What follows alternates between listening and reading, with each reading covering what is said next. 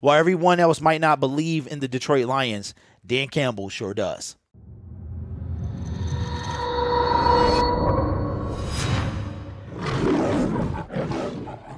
Hello everyone, my name is Derek and welcome back to Detroit Lions Syndicate. You already know what we do on this channel. We talk all things about your favorite team, the Detroit Lions. So join the Syndicate by subscribing to the YouTube channel and hit that notification bell to get notified of every video. We have 54 days until the Lions take the field, and you're not going to want to miss any Lions news and rumors about your Detroit Lions. Peter King has been a thorn in the Detroit Lions side for a very long time. He has not had nice things to say about the Detroit Lions. Even last year, after the introductory press conference from Dan Campbell, he didn't have really nice things to say. And I think he had a thing with Matthew Stafford, but now that he always tried to get Matthew Stafford to go to Jacksonville for whatever reason. He wrote that Matthew Stafford would be traded to the Jacksonville Jaguars. Now, obviously, that never happened. But now that Matthew Stafford has been traded to the Rams, he said that Matthew Stafford would throw for 6,000 yards with the 17th game. I think he was just being out there. So Peter King has not been the biggest fan of the Detroit Lions.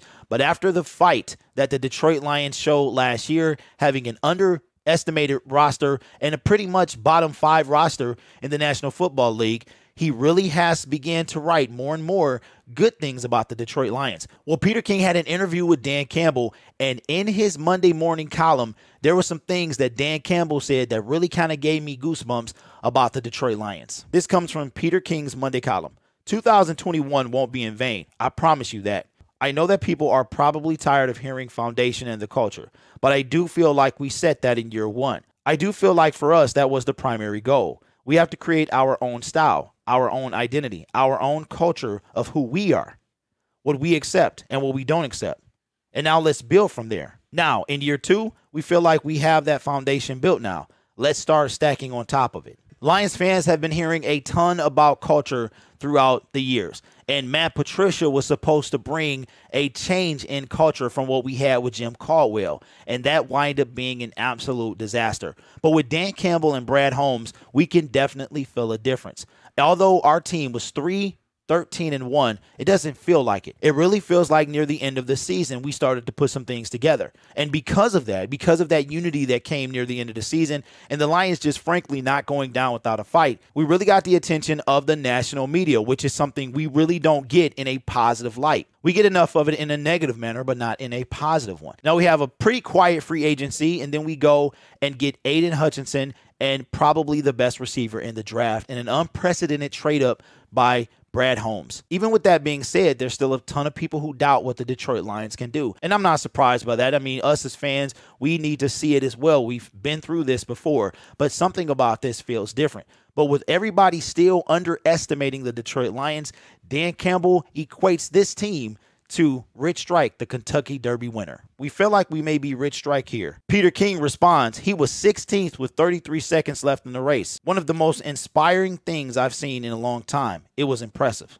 It was beautiful. For those of you who don't know, Rich Strike was the Kentucky Derby winner this past May. And he wasn't just any Kentucky Derby winner. This horse had 80-1 odds to win the race, which was the longest shot in the Kentucky Derby. It was actually the second longest shot in Kentucky Derby history for a horse to win the race. If you're not familiar with what happened, take a look.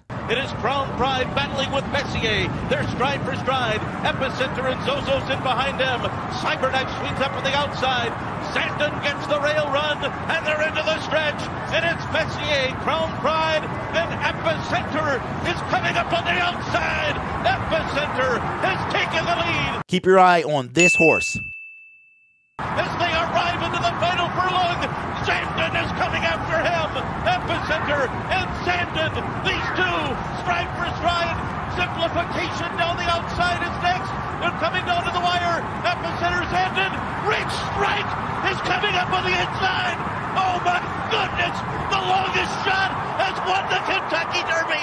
Rich Strike has done it in a stunning, unbelievable upset. Man, that gave you goosebumps, didn't it? Can you see our Detroit Lions being Rich Strike, coming up from behind and just weaving his way, taking that lead? That was a beautiful sight. You know who I envision as that #1 horse? Green Bay. I saw Green Bay as the favorites to win the race, and I saw Rich Strike coming up behind. Dan Campbell feels the same way. I just think I've got guys like Rich Strike. Every time we hear the SOL, same old Lions, and all that stuff, I think it fuels our fire. We love it. I think that's how we all feel.